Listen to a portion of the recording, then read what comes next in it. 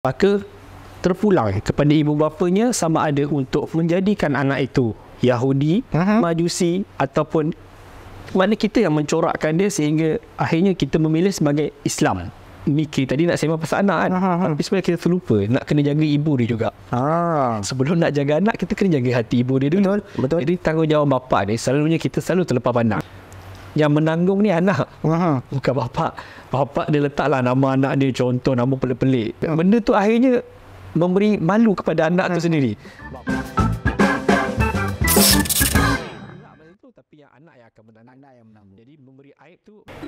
Assalamualaikum warahmatullahi wabarakatuh. Selamat kembali ke rancangan Sembang Songkok Tinggi. Sembang tak kosong tapi berisi. Bersama saya Imam Amirul dan saya Hafiz Firdaus. Okey, kali ini kita bawa satu kelainan sedikit. Kalau anda boleh tengok, kita punya setup studio yang baru dengan topik-topik yang lebih hangat, lebih bermanfaat dan mudah-mudahan memberi manfaat kepada anda semua.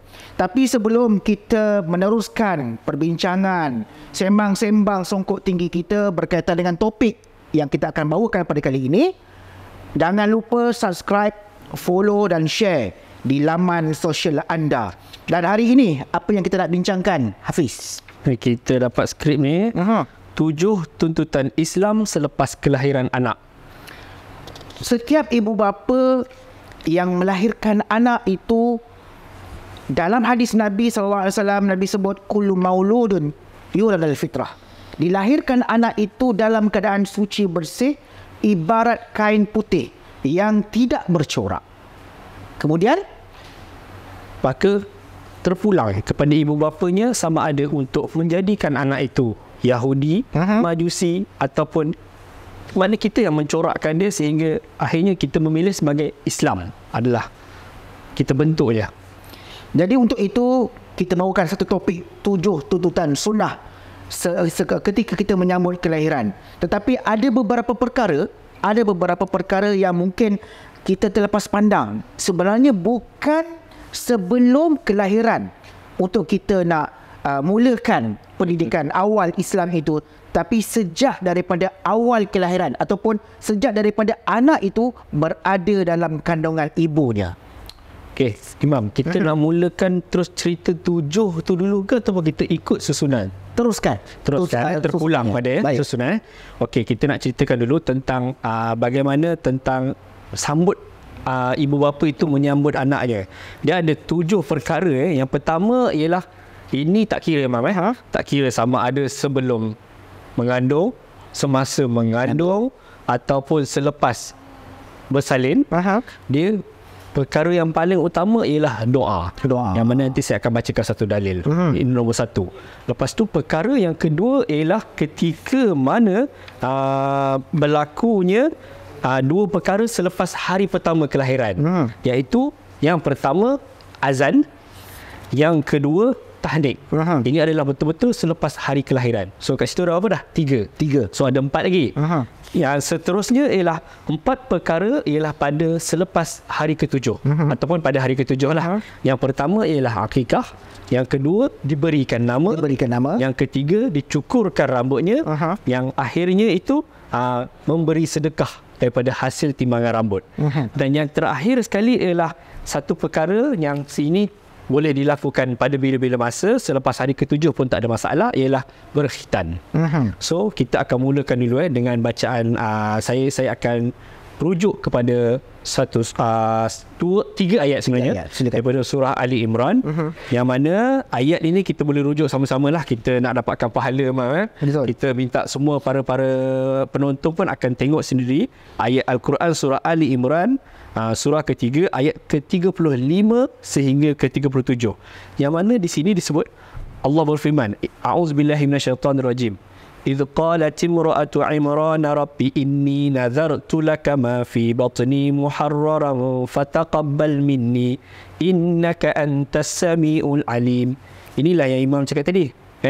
Maknanya bukan hanya selepas, tapi daripada bermula proses lagi dalam perut ibu. Okey, kisah ini kisah apa Imam?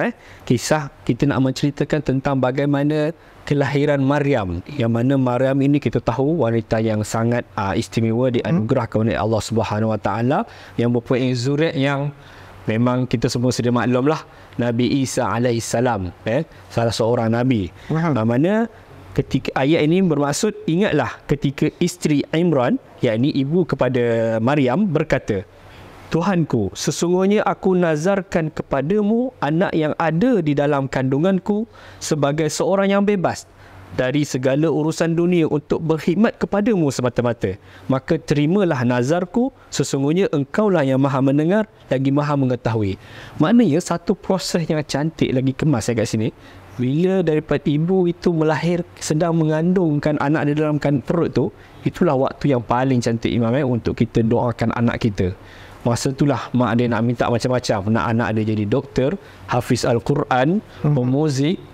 Maknanya masa itu mak dia doa, insya-Allah Allah akan mendengar. Sebab masa itulah adalah waktu yang ujian yang ibu sendiri alami kan. Maknanya masa itulah bertimpa-timpa pahala. Bukan bertimpa-timpa benda-benda berat. Berat tu satu hal, tapi dia membawa pahala. Tambah lagi pengorbanan ibu. Betul. Sewaktu mengandungkan anak itu. Jadi okey, untuk ayat seterusnya pula, okey, dekat sini bila disebut nazar tu, ya, satu doa lah. Bermakna itu yang permintaan daripada ibu kepada Maryam. Maka apabila ia melahirkannya, berkatalah ia. Okey, ayat dia apa? Falamma wada'atha qalat rabbi inni wada'tuha unsa wallahu a'lamu bima wada'at wa laysa adh-dhakaru kal untha wa inni sammaituha maryama wa inni u'idzuha bika wa dhurriyyataha minasyaitonir rajim. Okey, maka apabila ia melahirkannya, berkatalah ia, wahai Tuhanku. Okey, ini adalah dah masuk proses kelahiran Imam. Wahai Tuhanku, sesungguhnya aku telah melahirkan seorang anak perempuan, sedang yang aku harapkan ialah anak lelaki. Pada waktu itu terfikir diharapkan anak lelaki, tapi dapat anak perempuan. Dan apa yang Allah kata?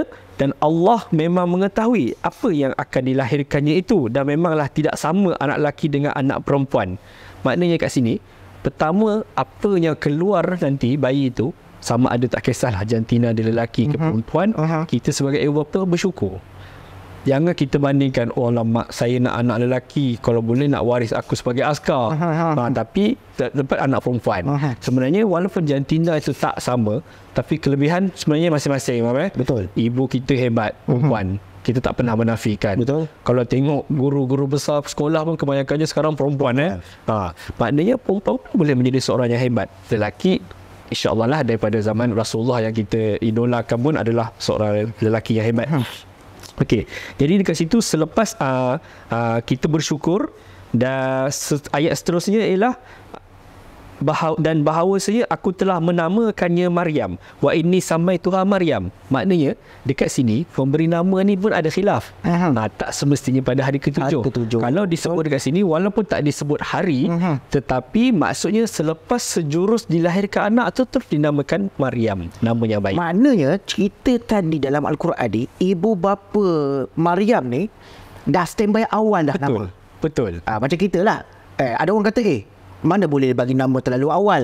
Anak belum dilahirkan lagi. Tapi masalahnya, kalau kita rujuk dalam Quran, tak menjadi masalah pun. Terus lah, dia direct terus. Dah ada nama dah. Keluar. Wa inni samaituha Maryam, dan seterusnya terus didoakan. Wa inni u'idzuha bika wa zurriyyataha minasyaitonir rajim. Yang mana doa nanti saya akan bacakan sekali lagi lah.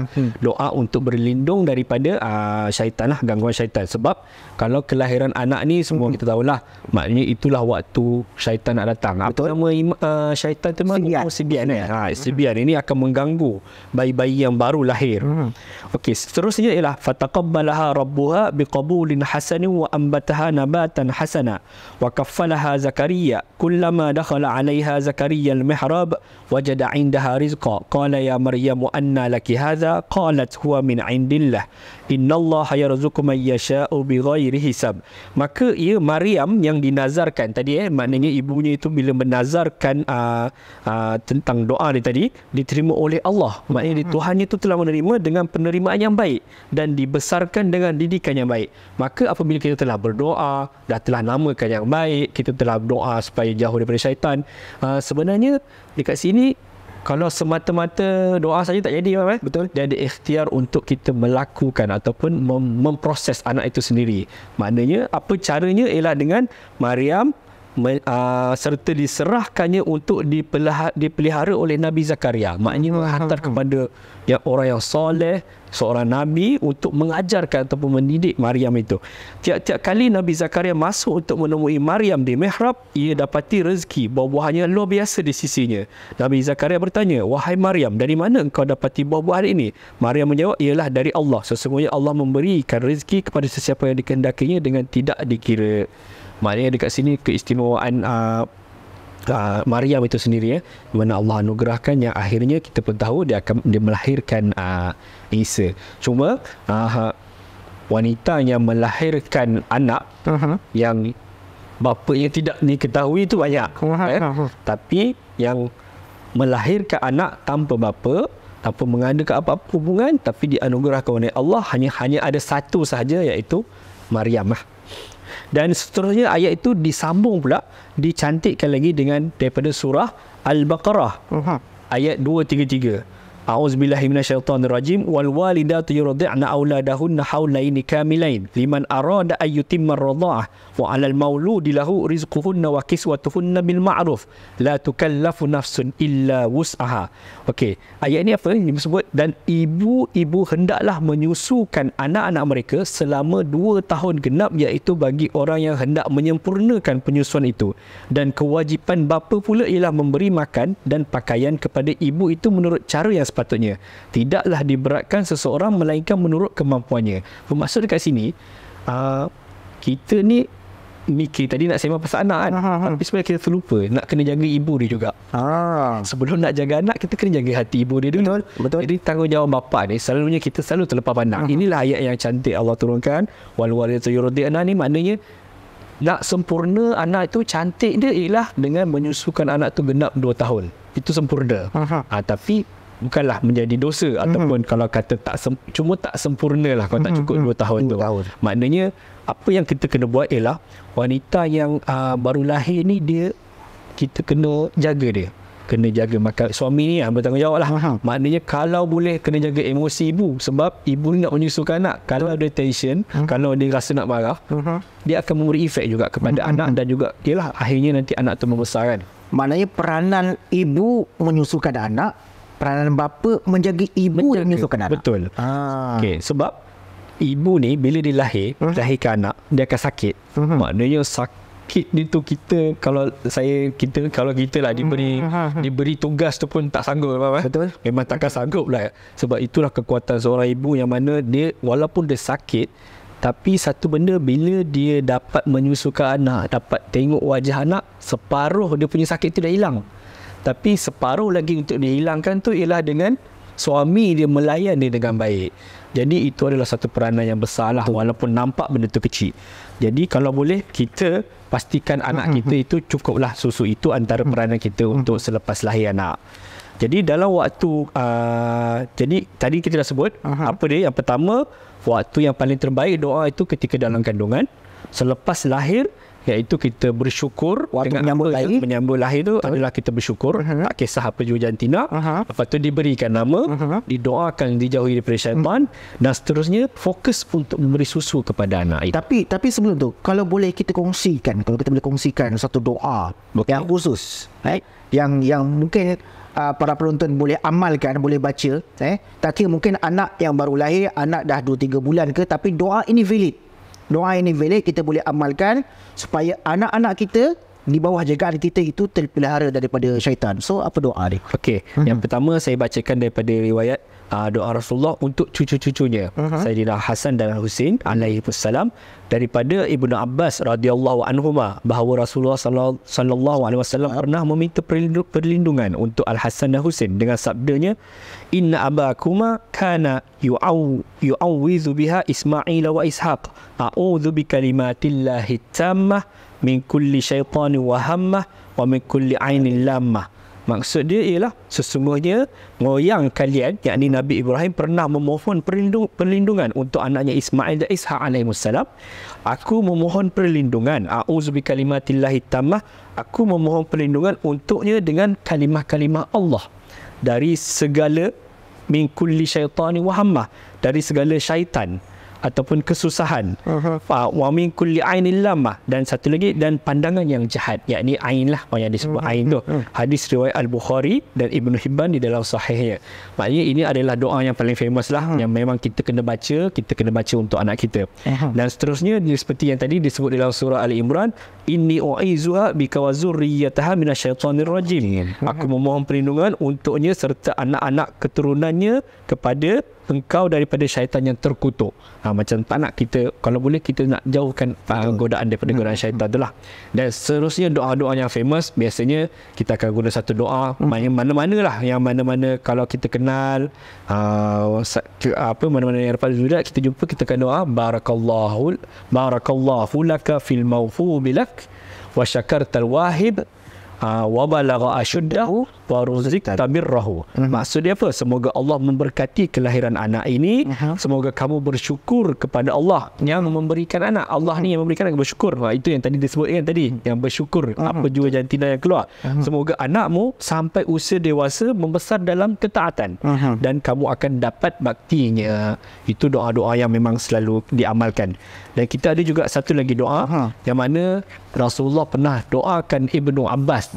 Ibnu Abbas ni semua orang tahu, pakar ilmu hadis, pakar hadis, memang meriwayatkan banyak hadis Rasulullah SAW, yang mana Rasulullah membacakan doa ini kepada Ibnu Abbas, Allahumma faqihhu fid din wa 'allimhu at-ta'wil. Maknanya, ya Allah, berikanlah kepada Ibnu Abbas ini kefahaman di dalam agama serta ajarkanlah kepadanya takwilan-takwilan. Doa ini kalau kita boleh jadikan, walaupun khusus kepada Ibnu Abbas, dan kita boleh jadikan umum sebab mana-mana pun, siapalah kita kalau tak faham agama, kalau kita tak faham agama, kita takkan dapat buat apa-apa selain daripada itu. Ya, kalau kita tengok dari doa-doa ni, kalau boleh tak, kalau kita kata kita dah ambil yang paling ringkas, paling mudah, paling tidak pun doa lah bahasa Melayu. Betul. Paling tidak pun doa bahasa, apa bahasa yang kita faham, bahasa Jawa ke, bahasa Minang ke, bahasa Bugis ke, apa saja bahasa tu. Tetapi konsep doa kepada doa ibu bapa kepada anak itu adalah doa perlindungan. Betul. Daripada sebarang godaan syaitan. So itu yang benda yang penting ataupun point yang kita nak. Dia tak ada masalah. Memang tak ada masalah untuk baca pun, tak ada masalah sebenarnya. Kalau baca je lah. Baca saja terjemahan dalam buku ke apa nota kan. Terjemahan pun tidak menjadi masalah. Allah Maha mendengar. Supaya kita baca Quran, ada yang kita tak faham perkataan, tapi kita baca kan. Okey, itu yang pertama. Kita sebutkan tadi 7 sunnah menyambut kelahiran bayi. So kita baru yang pertama. So kita ada lagi 6. So kita teruskan. Apa yang kedua? Tadi iklan Tadi iklan. Teruskan. Yang kedua ni adalah bayi yang baru dilahirkan tergantung tadi. Dua perkara selepas hari pertama, iaitu yang pertama diazankan. Yang kedua ditahnikkan. Kita akan fokus kepada azan dulu. Azan ni dia ada khilaf Kalau kita baca pun mana-mana ada pendapat lah yang mengatakan azan ni dia pergi ke satu dhaif, hadis ni dikatakan dhaif, dan ada yang berkata hasan sahih. Maknanya dekat sini kalau saya sendiri saya akan berpegang dengan terpulang. Maknanya siapa yang nak mengazankan kepada bayi itu tak ada masalah. Dan siapa yang memegang hadis dhaif yang mengatakan tidak perlu diazankan pun tak ada masalah. Yang penting kita satu saja, kita kena banyakkan berdoa, dan kalau boleh niat kita adalah untuk melindungi anak itu daripada gangguan syaitan. Kenapa yang kata tak boleh tu? Kebanyakan yang kata tak boleh. Sebab seperti mana dalil yang tadilah yang imam baca, kullu mauludin yuladu ala fitrah. Maknanya setiap bayi itu lahir Islam dah sebenarnya. Tak kisahlah walaupun dia kelahiran maknanya ibu bapa je bukan Islam, tapi bayi yang lahir itu adalah fitrah. Maknanya dah suci Islam bersih. Cuma itu yang dikatakan tak perlu pun diazankan. Itu ada pendapat yang mengatakan. Tapi yang mengatakan yang kata perlu azan itu adalah sebenarnya, kalau saya suka baca hadis ni kenapa kita perlu azan? Asim bin Ubaidillah meriwayatkan daripada Ubaidillah bin Abu Rafi' meriwayatkan daripada ayahnya Abu Rafi' radhiyallahu anhu bahawa beliau berkata, ra'aitu Rasulullah sallallahu alaihi wasallam azana fi uzunil Hasan bin Ali hina waladathu Fatimah bis salah. Maksudnya aku melihat Rasulullah sallallahu alaihi wasallam azan di telinga Al-Hasan bin Ali apabila beliau dilahirkan oleh Fatimah dengan azan solat. Yang ini yang dikatakan hadis bertaraf, hadis Hasan Sahih. Yang mana taraf hadis Hasan Sahih ini kita nak cerita sikit kenapa dia jadi Hasan Sahih. Okey, yang pertama dia ada 2 sanad. Yang ini berkemungkinan lah bila kata Hasan Sahih ni sebab apa? 2 sanad, yang satu sanadnya adalah Hasan dan satu lagi adalah Sahih. Yang kedua hadisnya Hasan pada matannya tapi Sahih pada sanadnya. Yang ketiga, hadisnya martabatnya atau kedudukannya lebih rendah daripada hadis Sahih tetapi ia lebih tinggi daripada Hasan. Dan yang seterusnya, para ulama berselisih sedikit kat situ pandangan pada status hadis tersebut sama ada Hasan ataupun Sahih. Sekiranya hadis tersebut mempunyai satu sanad, sekiranya hadis tersebut mempunyai 2 sanad, maka berkemungkinan satu sanadnya Hasan dan satu Sahih adalah Sahih. Itu nak menceritakan tentang taraf hadis Hasan Sahih lah. Maknanya dia taraf dia tu tinggi sikit daripada Hasan, bawah daripada Sahih. Okey. Dan kenapa yang orang kata menggalakkan azan di telinga bayi waktu lahir ni? Okey, ni hadis dia. Abu Hurairah radhiyallahu anhu meriwayatkan bahawa Nabi SAW bersabda di dalam hadis yang bermaksud, sesungguhnya syaitan jika mendengar laungan azan untuk solat, dia akan berpaling dan berundur sambil terkentut sehingga dia tidak mendengar laungan azan tersebut. Ini hadis sahih, hadis riwayat Muslim. Maka niat kita jika nak mengelakkan daripada godaan syaitan, gangguan syaitan supaya lari terkentut tadi ni, kita azankan itu yang paling baik. Dan pendapat tu tak ada orang kata, memang tak ada khususan sebenarnya. Yang mungkinlah orang kata azan di telinga kanan, iqamah di telinga kiri, adalah beberapa rujukan, tetapi maknanya di situ kita tidak terlampau tekankan. Tapi kalau dapat anak sama saja, kalau ada azan di telinga kanan pun tak ada masalah. Okey, siapa yang nak azan tu? Okey, kalau nak panggil Bilal ke masjid ke, ataupun kita siapa yang nak? Dia sebenarnya sesiapa yang menyambut ataupun yang ada dekat situ sebaiknya teruskan azan. Azankan sahaja secara terus, tetapi pastilah kalau boleh orang yang paling bertanggungjawab, yang pandai bawa anak ialah bapa. Jadi bapa inilah yang kena azankan lah sebaiknya. Malulah kalau tak boleh azan. Betul. Tiba-tiba ibu yang azan, bapa tak boleh azan. Baik, itu tadi yang kedua adalah azan di telinga bayi sewaktu kelahiran. Betul. Yang ketiga, kita pergi yang ketiga. Terus yang ketiga kita masuk kepada tahnik. Okey, tahnik ni dia okey, dia ramai macam ni. Kadang-kadang orang suka menangguhkan tahnik ni sebab dia terlampau nak tunggu sangat. Kalau boleh nak cari orang alim ataupun imam apa semua. Sedangkan dia pun kadang-kadang mungkin bagi masjid pun jarang. Betul. Tapi tiba-tiba nak pergi rasa malu. Lepas tu nak cari ustaz-ustaz tak kenal. Yalah. Jadi akhirnya sampai ke sudah. Tahu-tahu dah SPM tahnik. Dah pun nak disuapkan. Betul. Dah lambat sangat. Patutnya tahnik ini adalah kalau boleh prosesnya dia perlu dipercepatkan. Sebab tu saya cakap tadi, selepas azan terus tahnik. Tahnik ini adalah tak susah. Kita hanya perlu bawa kurma, tamar. Tamar ini salah satu buah-buahan yang boleh kita ambil berkat, Betul. Salah satu yang memang kita boleh bertabarruk. Maknanya dengan kata kita nak ambil, kita kunyah sikit, kunyah sedikit, lepas tu keluarkan balik, ambil isi dia tu, sapu sikit dekat langit-langit dia, dan baki-baki dia tu bagi baby tu isap lah. Dia banyak lah dia punya manfaat dia. Kenapa? Okey, saya baca satu hadis yang mana dekat sini daripada Abu Hasan Al-Asy'ari, hadis yang bermaksud, aku menimang anak lelaki lalu aku membawanya berjumpa Nabi SAW. Lalu baginda menamakannya Ibrahim, mentahnikkannya dengan buah tamar dan mendoakan baginya keberkatan, lalu baginda menyerahkannya kembali kepadaku. Ini hadis sahih lah. Maknanya sunnah untuk bayi ditahnikkan. Memang tak berdosa, tapi ada kelebihan. Okey, kelebihan dia apa? Kenapa kita kena buat tahnik ni? Okey, apa? Kita nak bagi baby tu bertenaga, tenaga. Sebab dengan masukkan manisan kurma tu adalah manisan. Kita pun kalau kita nak lari, kita akan minum manisan. Jadi bayi juga memerlukan satu tenaga.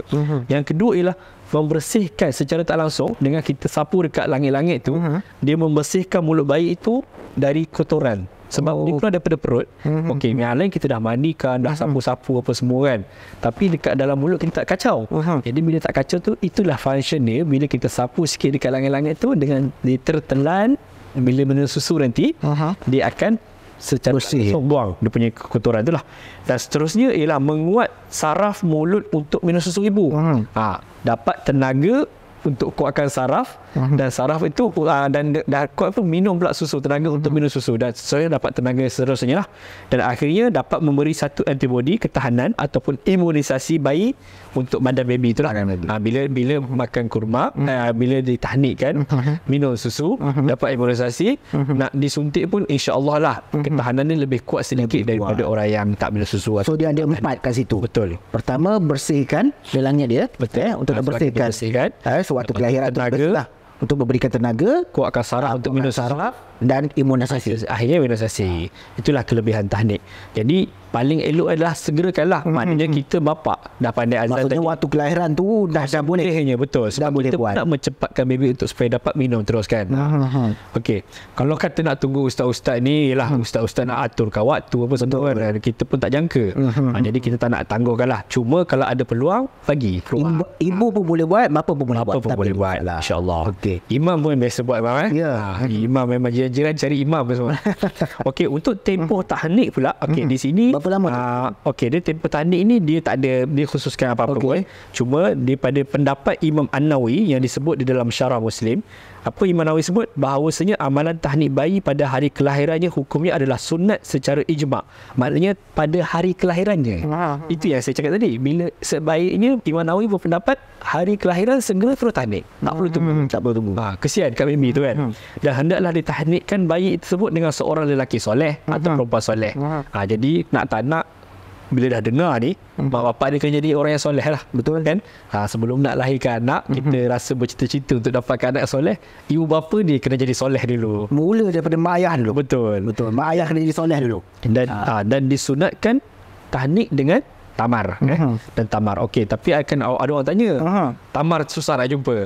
Kena pula kebetulan bukan bulan Ramadan kan. Betul. Biasa ada suara bisik-bisik itu kan. Tapi kali ni bila tak ada Ramadan tak jumpa. Tak ada bisikan. Tak ada bisikan. Di mana kurma itu? Tak ada tamar. Jadi okey, boleh digantikan. Memang tamar tetap lebih afdal, tapi kita boleh gantikan dengan manisan lain, sama ada dengan rutop pun boleh. Rutop pun susah nak jumpa. Dan yang saya rasa tak susah insya-Allah madu lah. Okey. Bukan madu satu lagi madu yang biasa kita makan tu. Madu asli lah. Madu asli. Bukan original. Ya, betul, bukan original. Madu itu itu pun boleh gantikan sebagai manisan. Tak perlu sampailah panas baby tu, sikit saja. Sedikit saja. Tapi kalau tak ada lain pun, buah-buahan pun tak ada masalah, janji dia. Sembarang bentuk manisan yang kita boleh jadikan sebagai sumber tenaga ketika mana kita melakukan tahnik bayi. Okey, itu 3 perkara kita dah sebutkan. 2 ataupun 3? 3. Kita pertama berdoa, kedua azan, dan yang ketiga adalah tahnik.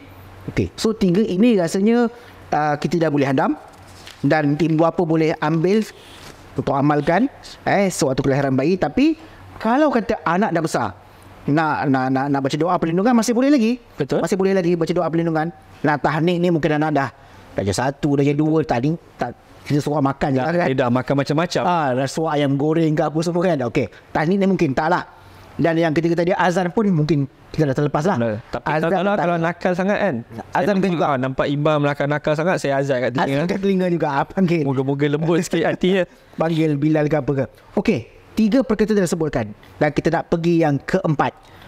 Yang ini tak semestinya anak tu baru dilahirkan. Betul. Selepas kelahiran ataupun beberapa detik ketika itu pun kita dah boleh lakukan. Okey, yang keempat. Okey, dia ada yang keempat ini merangkumi terus sampai 4.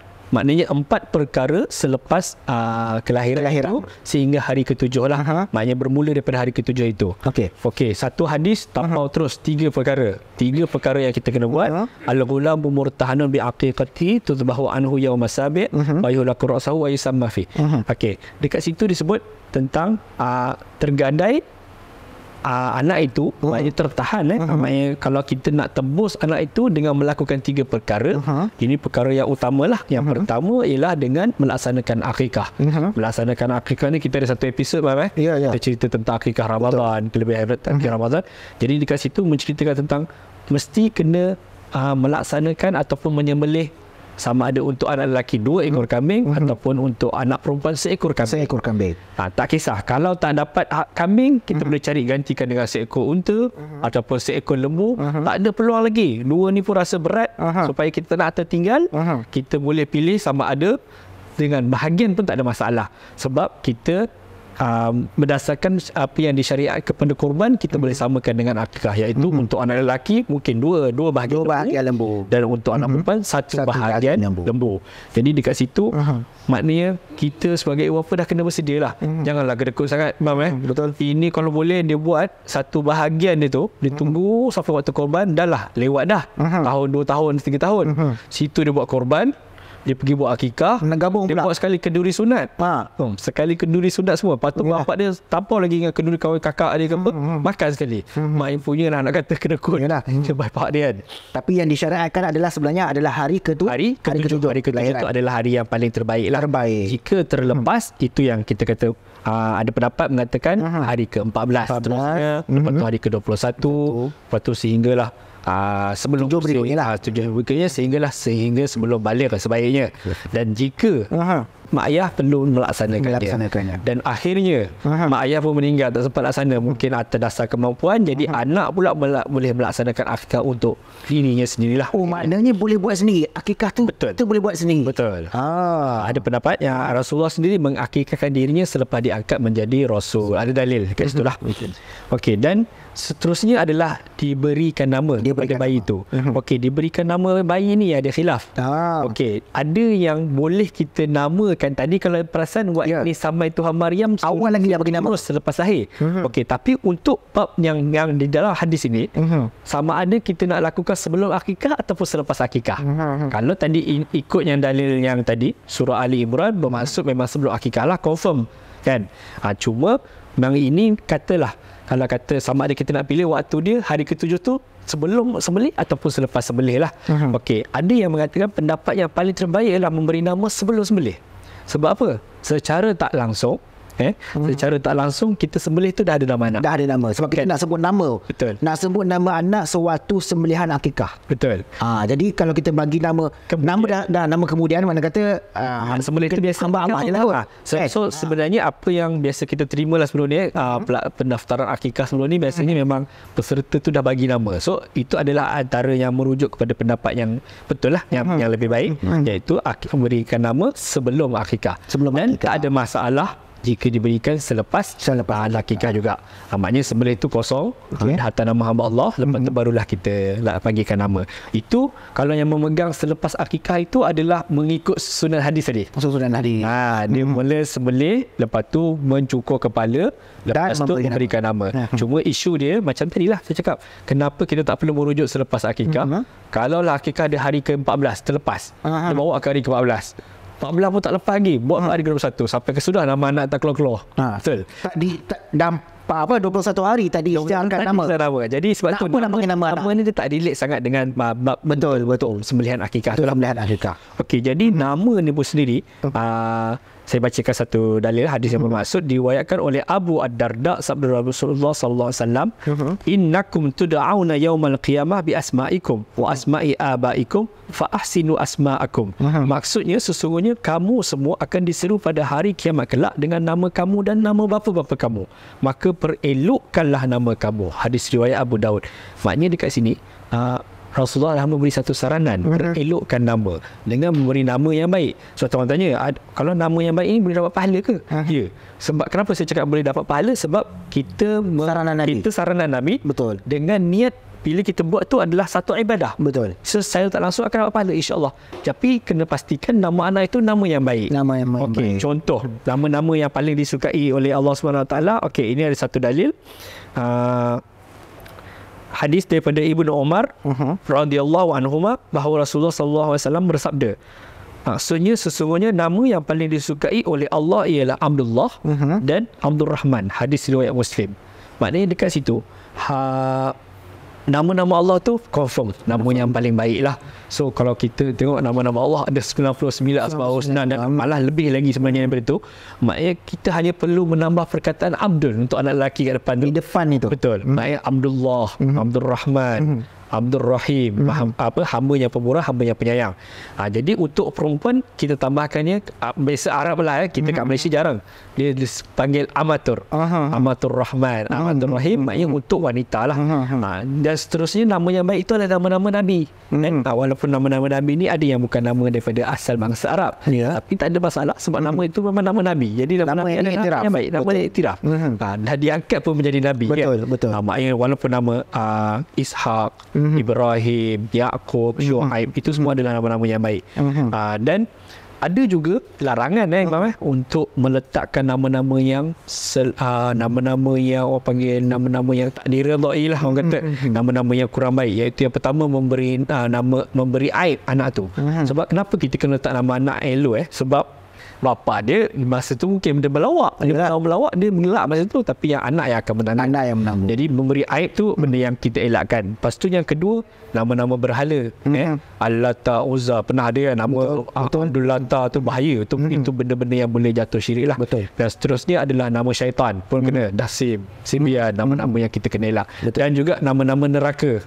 Wail semua tu sebaiknya kita elakkan supaya tak memberi tanggapan buruk kepada nama anak tu sendirilah. Dan tak semestinya nama anak tu mesti kena bahasa Arab. Betul. Nama-nama bahasa Melayu kita pun banyak nama-nama macam orang dulu dia tak nama anak nama bunga, kemboja, melati, sebut jadi lagi benda terbaik. Betul. Tapi macam saya cakap walaupun baik, tiba-tiba ada satu bunga tai ayam. Tak boleh juga letak pasal dia akan memberi satu keaiban kepada kalau orchid ke kan, jasmine ke, kan sedap nama tu. Indah, cinta, suci, itu semua nama-nama yang alhamdulillah lah, nama yang baik. Cuma kadang-kadang kita kena relatekan. Kalau boleh cek nama dalam bahasa Melayu ataupun selain daripada bahasa Melayu tu, pastikan dalam bahasa Arab dia pun baik.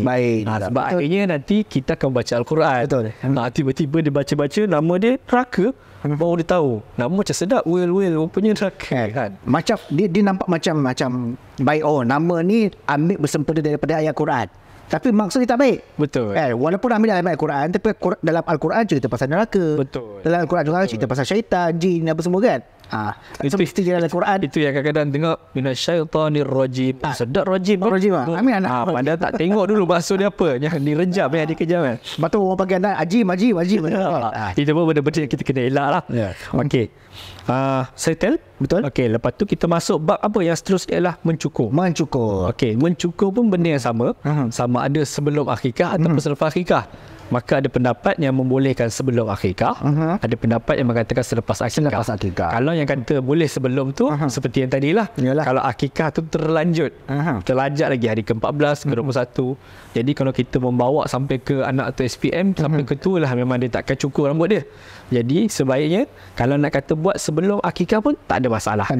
Tapi kalau nak ikut turutan hadis, maknanya lepas sembelih terus cukur pun baik. Cuma kalau dulu dia sembelih dapat binatang, lepas tu dia cukur kepala bayi, lepas tu dia ambil darah dia binatang tu kan, dia lumur tu, itu adalah amalan jariah. Tapi amalan yang dipraktikkan oleh kita sebab untuk Islam ialah melumurkan wangian za'faran. Maknanya kita bagi kepada baby tu wangi, benda yang bersih, yang wangi. Betul. Jadi dalil kepada cukur rambut ini ialah daripada Sayyidatina Fatimah radhiyallahu anha. Maksudnya, timbanglah rambut Husain dan sedekahkanlah dengan kadar timbangan itu dengan perak dan hadiahkanlah kepada bidan kaki binatang akikah itu. Maknanya dekat situ Rasulullah memerintahkan kepada Fatimah iaitu untuk mencukur kepala bayi itu. Lepas tu terus kita tapau sekali. Seterusnya dengan amalan yang keempat itu adalah mensedekahkan timbangan rambut itu dengan timbangan sama berat dengan perak. Contoh kalau rambut anak dia memang betul-betul berat 1 gram, so kita samakan dengan 1 gram perak berapa, dan duit yang kita jadikan perak itu kita sedekahkan kepada fakir miskin lah.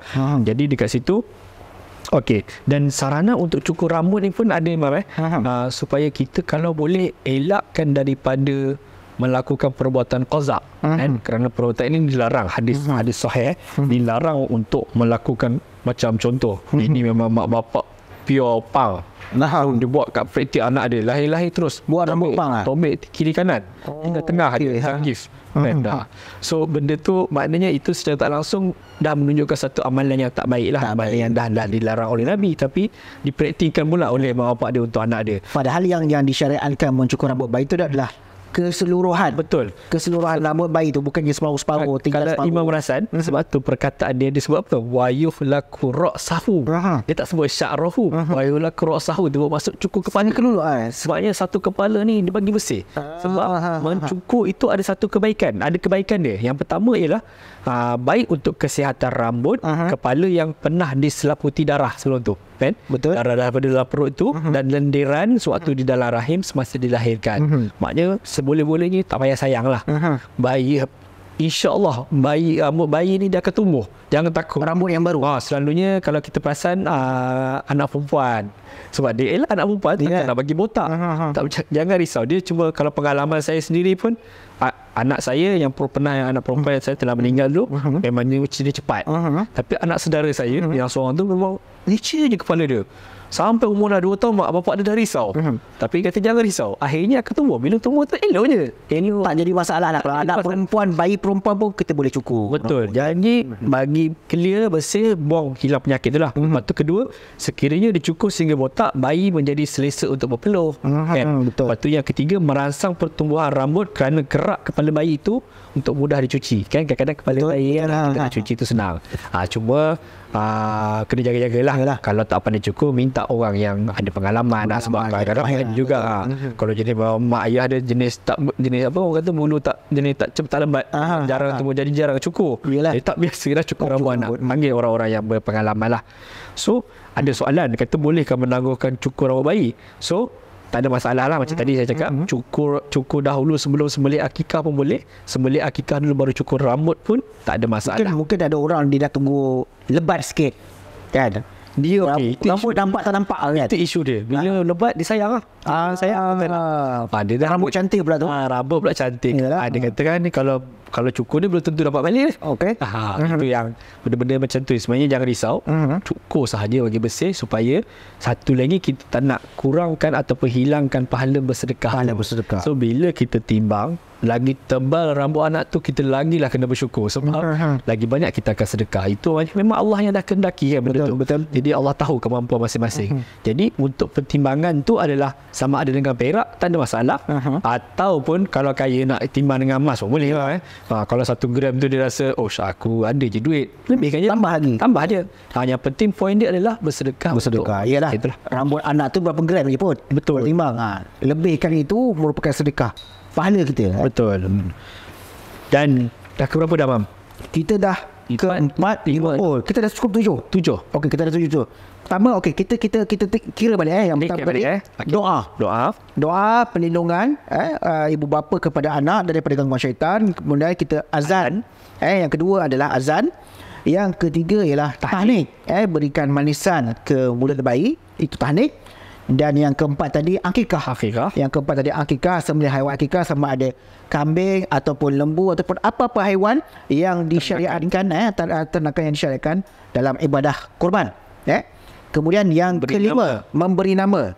Memberi nama-nama yang baik, nama seperti mana, nama-nama Asmaul Husna, nama Allah, ataupun nama nabi dan sebagainya. Rasul. Okey. Dah berapa dah? 5. Yang keenam, cukur rambut bayi sebersihnya, seluruh rambut bayi. Jangan sayang.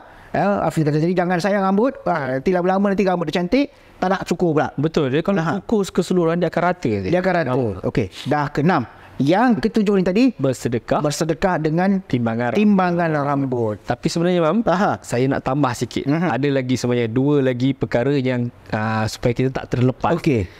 Apa tu? Iaitu ini memang satu fitrah yang memang perlu kita laksanakan, iaitu berkhitan. Kalau perempuan dipanggil apa ya?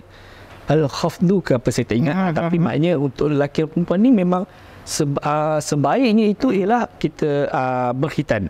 Okey, yang pertama apa? Berkhitan bermaksud membuang foreskin atau kuluk, daging lebihan sebenarnya. Daging lebihan iaitu kulit bahagian hadapan yang menutupi kepala kemaluan ni lah lelaki tu. Manakala bagi perempuan adalah bahagian kulit di atas saluran kencing. Maknanya untuk yang menutup untuk bahagian perempuan yang dipanggil farash. Dalam mazhab Asy-Syafi'i hukum berkhatan bagi wanita adalah wajib. Lelaki adalah lagi wajib mengikut pendapat yang masyhur dan seperti mana diputuskan oleh Imam Asy-Syafi'i. Sebab apa? Ada satu dalil yang mana daripada Abu Hurairah radhiyallahu anhu, Rasulullah sallallahu alaihi wasallam bersabda, Nabi Ibrahim berkhitan setelah berusia 80 tahun. Dan beliau ada perkataan guys tu.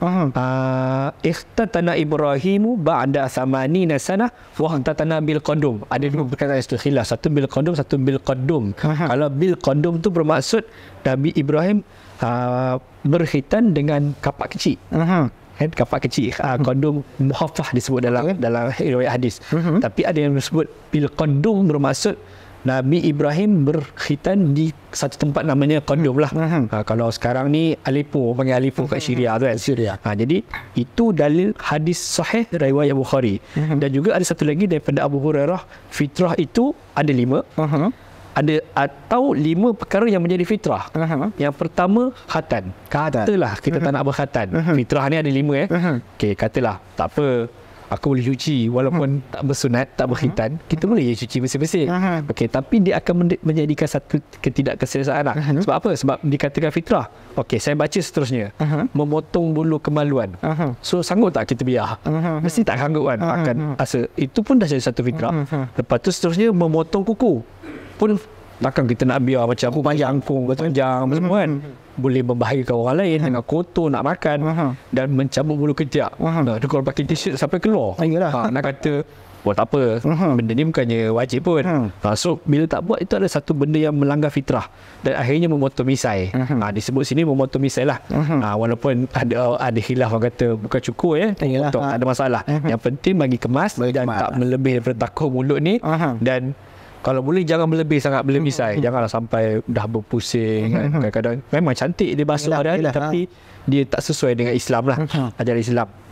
Jadi khitan ni kita jangan lupakan. Maknanya kita kena buang. Apa kelebihan bila kita laksanakan khitan ni?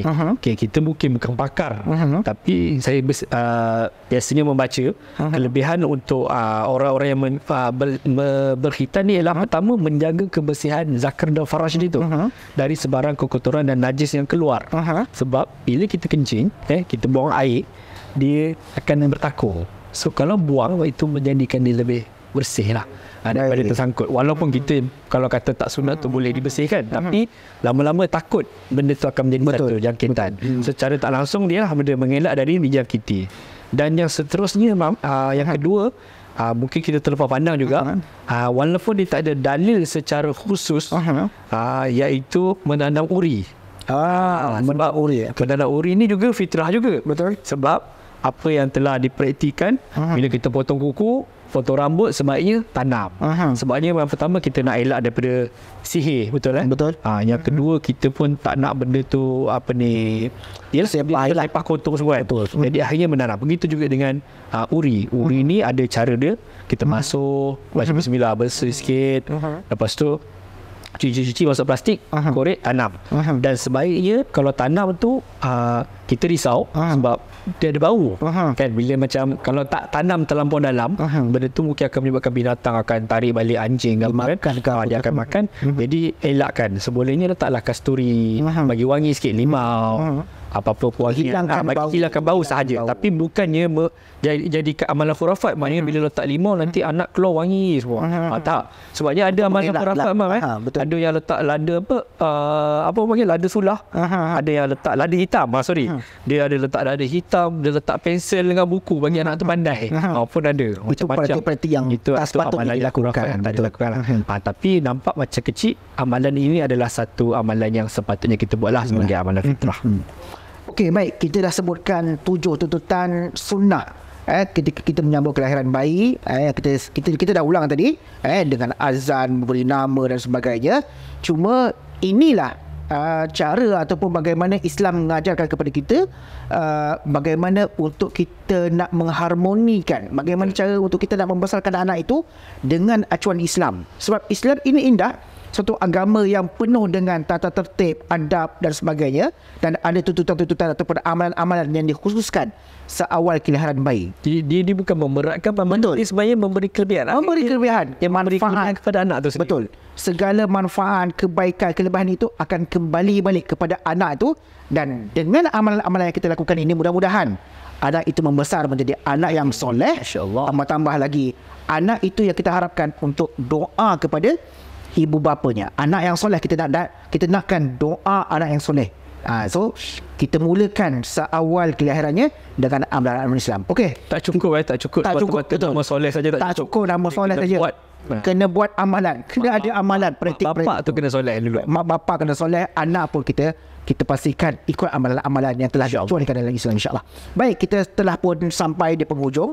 Dan yang paling penting, anda jangan lupa untuk subscribe channel kami, like, share dan follow, dan insya-Allah kita akan berkongsikan banyak lagi maklumat-maklumat berkaitan dengan amalan-amalan tuntutan amalan dalam agama Islam ni.